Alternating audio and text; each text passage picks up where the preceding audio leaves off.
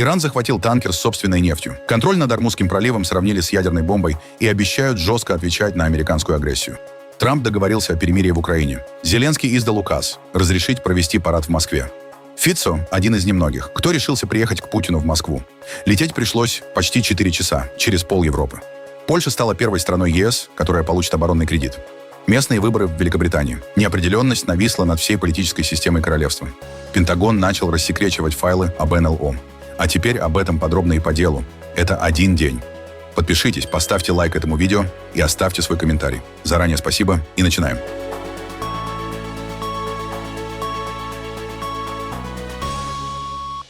На Ближнем Востоке новое резкое обострение. Главная точка напряжения сейчас – Ормузский пролив, через который проходит огромная часть мировой нефти. Иранские военные захватили танкер Ocean Koi в Оманском заливе. Судно связывают с китайскими компаниями. Но самое интересное – Тегеран утверждает, что танкер перевозил именно иранскую нефть. То есть, по сути, Иран остановил корабль с собственной нефтью, заявив, что кто-то пытался вывести ее в обход контроля властей или помешать официальному экспорту страны. После захвата танкер отправили к иранскому побережью. Операцию проводили силы корпуса стражей Исламской революции и морской спецназ. Все это происходит на фоне прямого противостояния Ирана и США в регионе. Американское командование CENTCOM заявило, что в Оманском заливе силы США вывели из строя 2 судна в рамках морской блокады Ирана. Одновременно появляются подробности недавнего столкновения в Ормузском проливе. Иранские СМИ сообщают о раненых и пропавших моряках после боя с американскими силами. В Тегеране уже открыто говорят, что Ормузский пролив – это главный рычаг давления Ирана на мир. Советник верховного лидера Мохаммад Мокбер заявил, что контроль над проливом можно сравнить с атомной бомбой, потому что любое решение Ирана там сразу влияет на мировую экономику и цены на нефть. Что касается вопроса Ормузского пролива, многие годы мы пренебрегали этим преимуществом. На самом деле, это возможность уровня атомной бомбы. Когда у тебя есть положение, при котором одно решение может повлиять на всю мировую экономику, это чрезвычайно большая возможность. То, что мы получили благодаря этой войне, мы ни в коем случае не отдадим. Теперь, если через международные механизмы мы действительно сможем изменить режим, управляющий проливом, хорошо. В противном случае мы сделаем это через наши внутренние законы. Параллельно продолжаются удары и на других направлениях. На границе Израиля и Ливана снова слышны взрывы и видны столбы дыма, несмотря на объявленное ранее перемирие. Бои между Израилем и Хезболлой продолжаются. А в соцсетях распространяются кадры дыма в районе аэропорта Дубая. Официально власти ОАЭ пока ничего не подтверждали, но регион явно входит в новую фазу нестабильности. После серии ударов по нефтяным танкерам под иранским флагом Тегеран обвинил Соединенные Штаты в нарушении режима прекращения огня и международного права. С жестким заявлением выступил официальный представитель МИД Ирана Исмаил Багай. По его словам, иранские силы отразили агрессию и остаются в полной боевой готовности на фоне ситуации в Ормузском проливе. Действия, совершенные прошлой ночью, стали вопиющим нарушением международного права и устава Организации Объединенных Наций, а также нарушением режима прекращения огня. И это был не первый подобный случай. Как вам известно, защитники страны ответили со всей силой, нанесли им серьезный удар и отбили агрессию. Поэтому, несмотря на то, что формально действует режим прекращения огня, наши вооруженные силы остаются в полной боевой готовности и внимательно следят за ситуацией. Где это потребуется, будут действовать со всей силой. Ответил ли Иран на атаку прошлой ночью? Мы также указали в нашем заявлении, что их агрессия была отражена. По данным иранского агентства Фарс, в районе пролива продолжаются отдельные столкновения между иранскими вооруженными силами и американскими судами. В Вашингтоне заявили, что нанесли удары по 2 судам, связанным с Ираном, которые пытались войти в иранский порт. Сообщается, что американский истребитель атаковал дымовые трубы танкеров, чтобы помешать их заходу в гавань.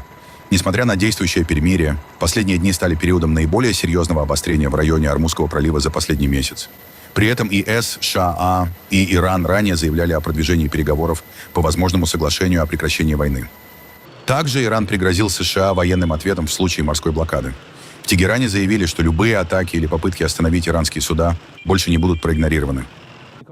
Американцы с прошлой ночи поняли, что их демонстрация морской блокады отныне будет встречать военный ответ со стороны Исламской Республики Иран. Никто больше не сможет предпринимать военные действия против наших судов и рассчитывать, что это останется без ответа. С нашей точки зрения, морская блокада считается военным актом, а на военный акт следует военный ответ. Пусть они это поймут. Отныне им стоит выделять несколько дополнительных кораблей сопровождения для своих эсминцев, чтобы если один из них начнет тонуть, они хотя бы смогли эвакуировать и спасти своих моряков. В российских аэропортах масштабный транспортный коллапс. С начала недели в Москве были задержаны или отменены почти 3000 рейсов.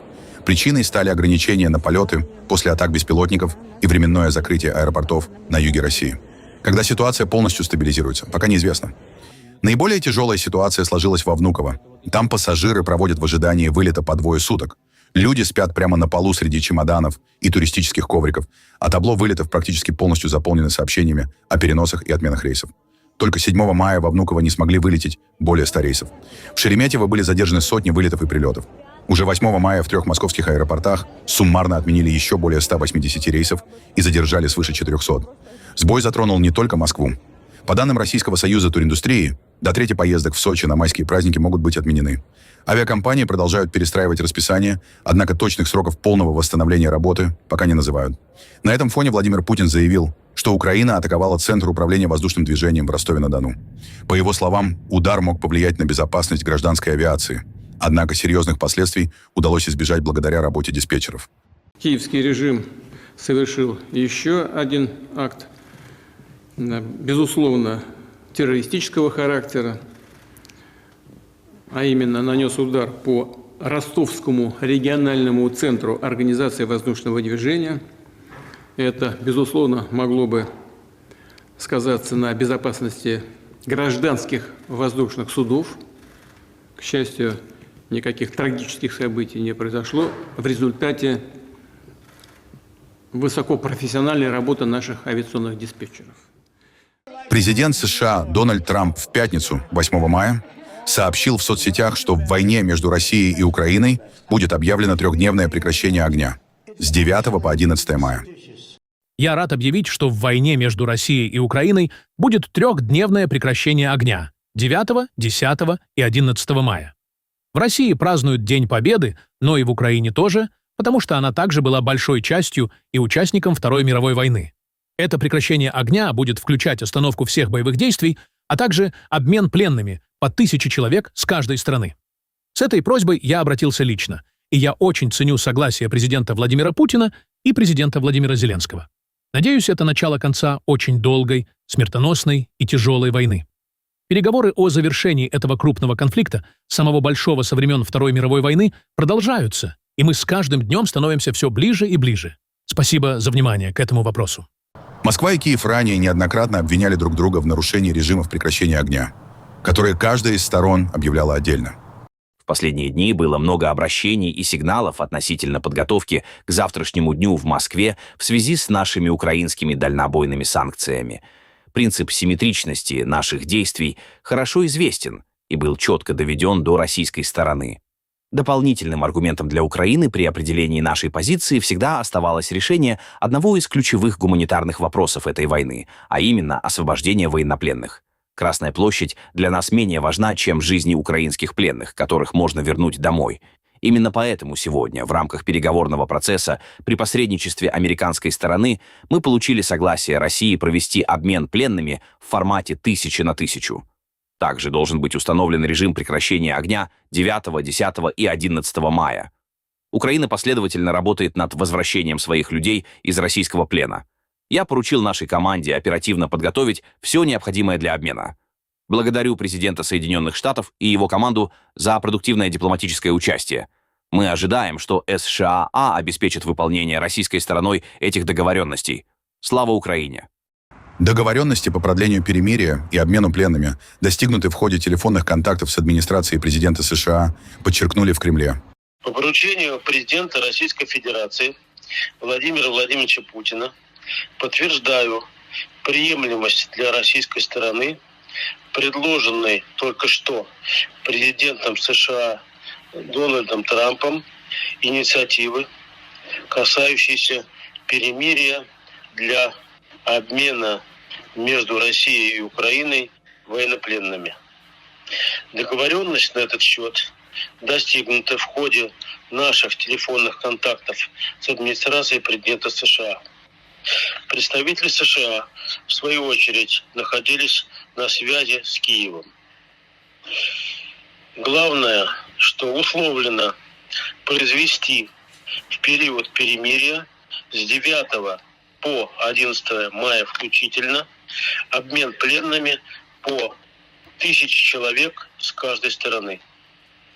Мы приветствуем эту инициативу, идущую в развитие недавнего телефонного разговора президентов России и США, в котором лидеры особо подчеркнули, что наши страны были союзниками в годы Второй мировой войны, а также обсудили возможность перемирия на время празднования Дня Победы.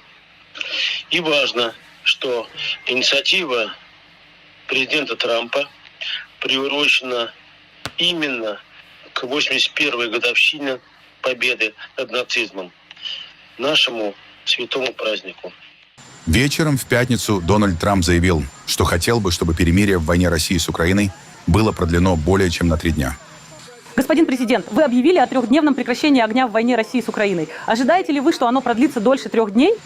Возможно, я имею в виду вполне возможно. Было бы неплохо. Я бы хотел, чтобы это прекратилось. Россия и Украина — это худшее, что было со времен Второй мировой войны с точки зрения жизни. 25 тысяч молодых солдат каждый месяц. Это безумие, так что вполне возможно. Господин президент, это Путин просил о прекращении огня? Это Путин просил о прекращении огня? Он просил вас об этом? Нет, я спросил, и президент Путин согласился. Президент Зеленский согласился. Оба с готовностью. И у нас есть небольшой период времени, когда они не будут убивать людей. Это очень хорошо. И они также согласились вернуть по 1000 пленных с каждой стороны. Так что их передадут почти немедленно. По 1000 пленных с каждой стороны. Это очень хорошо. Россия, Украина. Вы планируете снова поговорить с ними и попытаться убедить их? Да, я бы хотел увидеть значительное продление, окей? Тем временем на официальном сайте президента Украины появился указ о проведении парада в городе Москве. Учитывая многочисленные просьбы, с гуманитарной целью, обозначенной в переговорах с американской стороной 8 мая 2026 года, постановляю разрешить 9 мая 2026 года провести парад в городе Москве, Российская Федерация. На время парада с 10 часов утра по киевскому времени 9 мая 2026 года территориальный квадрат Красной площади исключить из плана применения украинского вооружения. А далее указаны координаты, которые совпадают с периметром Красной площади.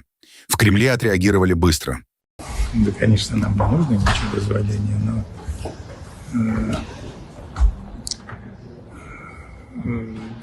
но наверное, горе тому, кто пытается над Днем Победы подтрунивать, да, и такие глупые шутки делать. Это, наверное, скорее его большая беда. А нам не нужно ничьи разрешения с тем, чтобы гордиться нашим Днем Победы.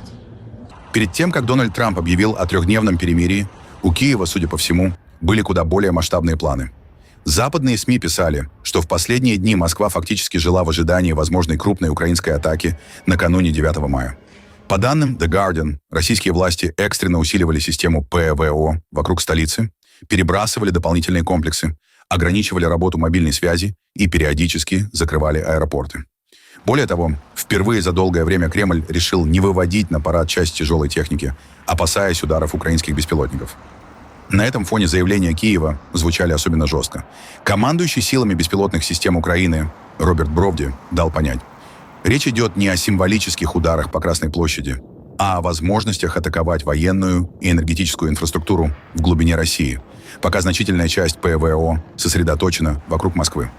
Фактически вся эта ситуация показывала, что перед объявлением перемирия в Кремле всерьез опасались масштабного удара по российской территории. И, судя по всему, именно эта напряженность стала одним из факторов, которые подтолкнули Путина согласиться на паузу. Премьер-министр Словакии Роберт Фицо прибыл в Москву на мероприятие ко Дню Победы и возложил цветы к могиле неизвестного солдата у Кремлевской стены. В церемонии приняли участие военнослужащие президентского полка и словацкая делегация. Фицо сообщил, что планирует встретиться с Владимиром Путиным. По его словам, главный посыл, который он хочет передать Путину, необходимость диалога и переговоров. Словацкий премьер также заявил, что поддерживает любые инициативы по прекращению огня и считает, что конфликт между Россией и Украиной приближается к завершению. Я очень рад, что завтра у меня будет возможность встретиться и поговорить с президентом России Владимиром Путиным. Есть определенные вопросы, которые я хотел бы с ним обсудить, и, конечно, я хотел бы передать ему особое послание. Я также хотел бы сказать, какое главное послание я хочу передать господину Путину завтра. Ключевое слово — диалог. Мы должны встречаться и разговаривать. Я абсолютный сторонник любого прекращения огня. Я считаю, что в 100 раз лучше сидеть за столом переговоров и вести диалог. И я хотел бы выразить уверенность в том, что мы уже приближаемся к завершению российско-украинского конфликта. К слову, перелет словацкой делегации в Москву занял около 4 часов. Почти вдвое дольше обычного. Литва, Латвия, Эстония и Польша отказались пропускать самолет Фицо через свое воздушное пространство. В итоге борт летел в Россию через Чехию, Германию, Швецию и Финляндию. Киевляне в День памяти и победы над нацизмом собрались у мемориала Вечного огня. Люди приносили цветы, военные стояли в почетном карауле, звучали молитвы и песни военных лет. Многие говорили, что воспоминания о Второй мировой войне сегодня воспринимаются иначе. Слишком многое напоминает рассказы старшего поколения о пережитом.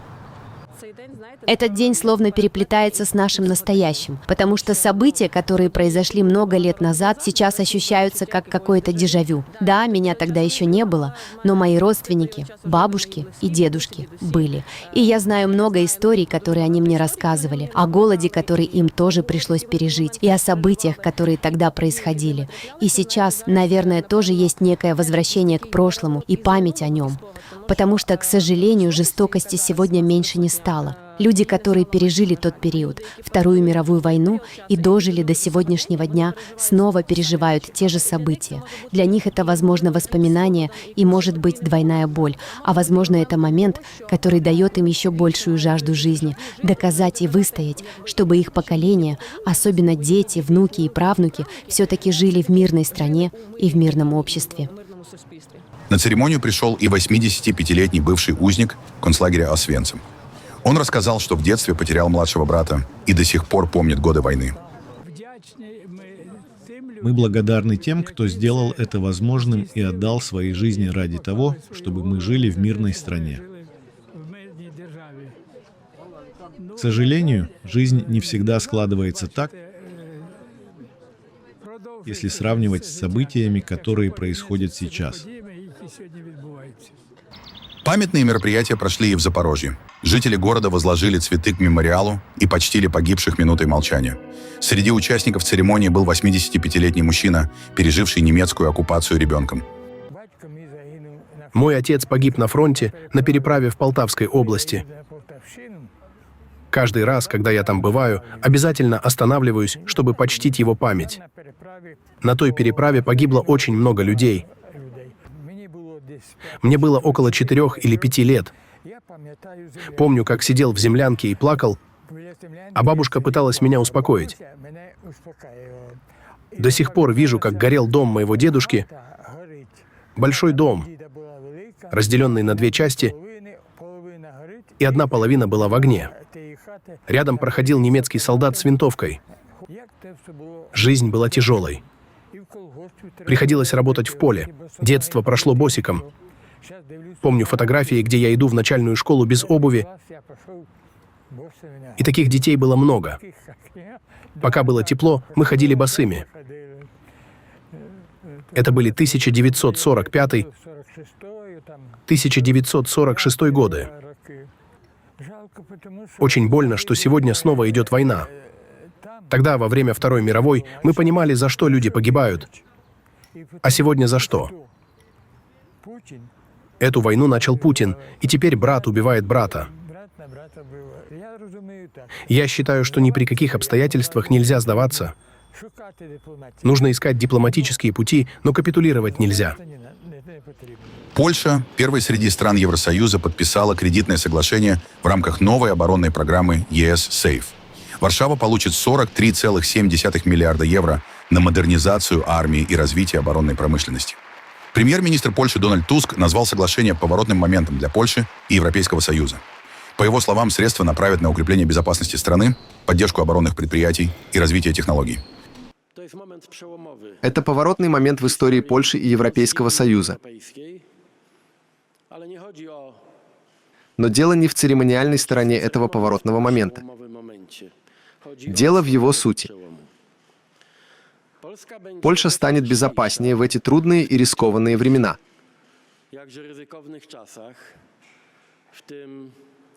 В этой особой точке Земли. Благодаря 180 миллиардам злотых. Это гигантская сумма, которая будет напрямую и целенаправленно инвестирована в безопасность Польши, польскую оборонную промышленность, польские компании, сотрудничающие с оборонным сектором, а также в наши технологические возможности. В Еврокомиссии заявили, что программа SAFE создана для усиления оборонных возможностей Европы на фоне угроз со стороны России и Беларуси. Польша сейчас остается крупнейшим оборонным инвестором в Европе по доле военных расходов ВВП и планирует увеличить их до 4,8% в следующем году. Это доказательство того, что Европейский Союз впервые инвестирует столь масштабно именно в ответ на разрушительную политику Российской Федерации. Ее заявленные цели — разделить Европу, разрушить национальное единство и подорвать европейское единство. Ничто не объединяет сильнее, чем инвестиции многих стран ЕС в создание мощной армии. Сегодня нам нужно значительно больше инвестировать в оборону. Именно поэтому нам нужно гораздо больше оборонного производства. Именно поэтому мы должны производить больше, чем Россия. И именно поэтому Европейскому Союзу необходимо предоставлять безопасные кредиты. Нужно отдать должное Польше, которая берет на себя крупнейшую европейскую ответственность, используя эти безопасные кредиты для укрепления обороны Польши, Восточного фланга и всей Европы. На местных выборах в Великобритании партия Reform UK Найджела Фараджа получила более 700 мест в муниципальных советах Англии и показала лучший результат в своей истории. Лейбористы и консерваторы одновременно теряют поддержку, в том числе в регионах, которые десятилетиями считались их политическими оплотами. Символическим ударом для консерваторов стала потеря графства Эссекс, а для лейбористов — поражение в бывших промышленных районах Северной Англии и Уэльса. На этом фоне лидер Reform UK Найджел Фарадж уже говорит о масштабном изменении политической карты страны. О, думаю, история с Красной Стеной просто потрясающая. Но и Эссекс тоже очень-очень важен. Так что да, я очень счастлив. Как вы думаете, что мы увидим к концу этого дня?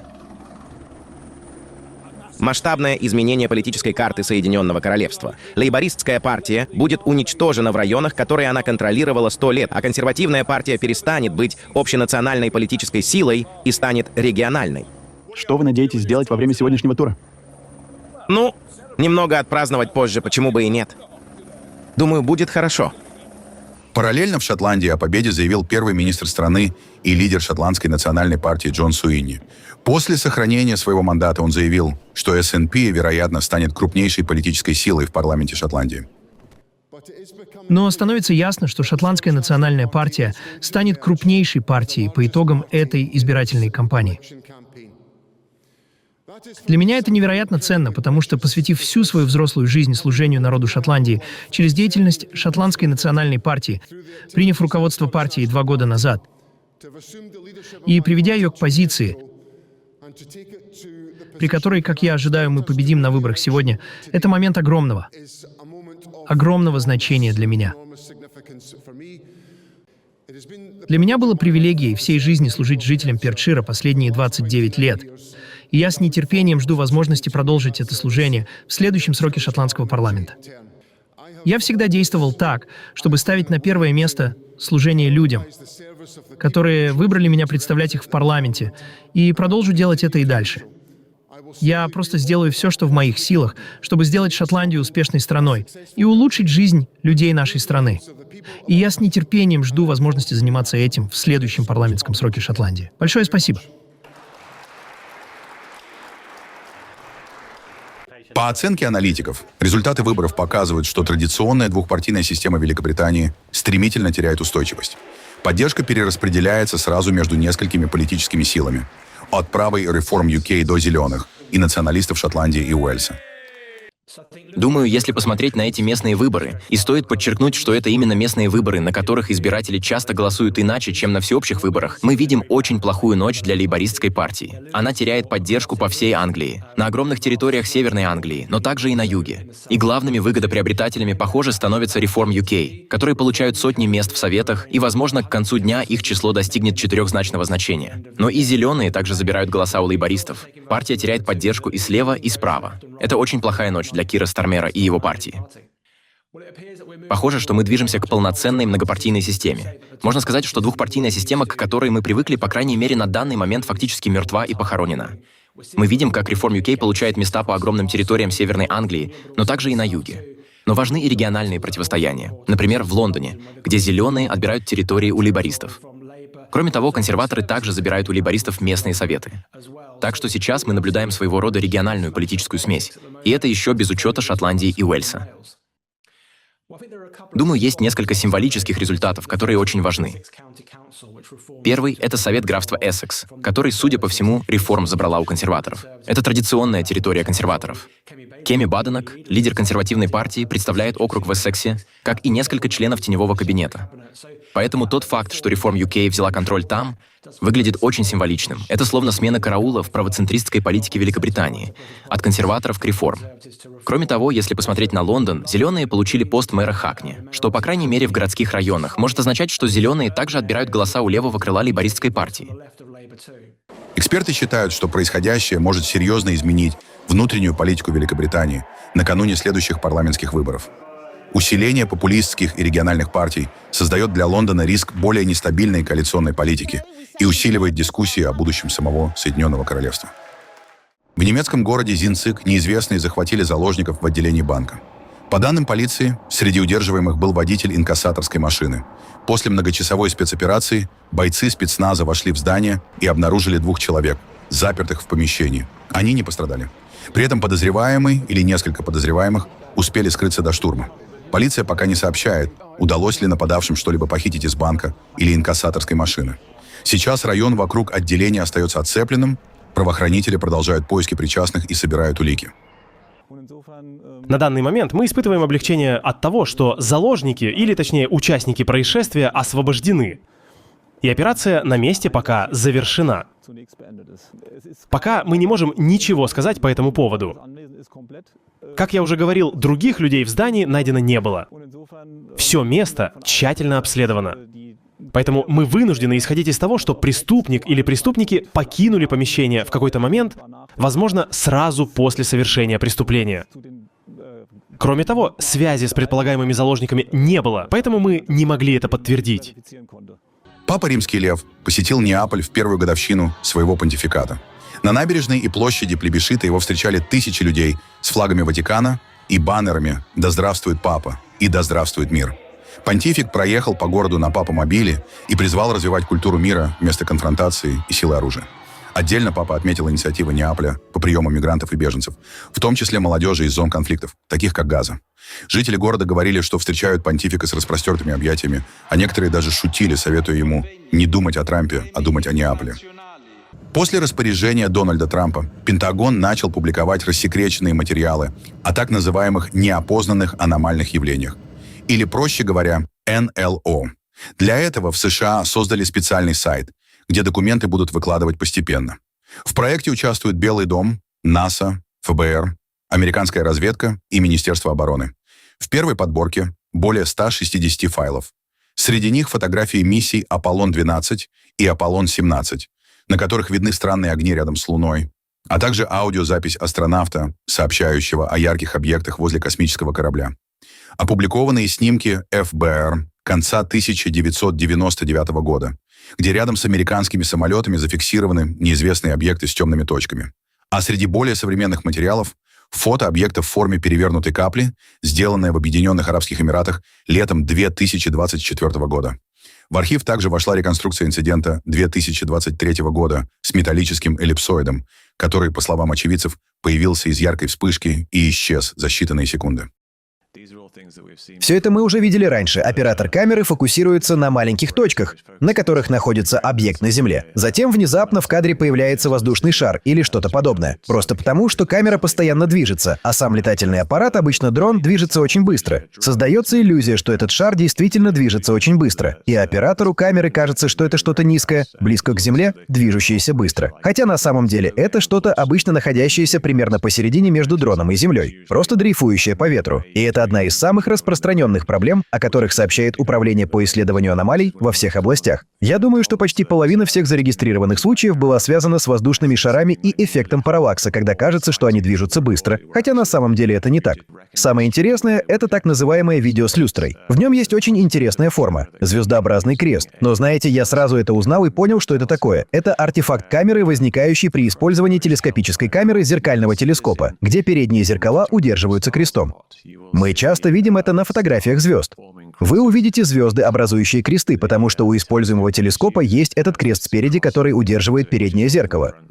И то же самое мы видим на этих маленьких камерах, которые используют дроны.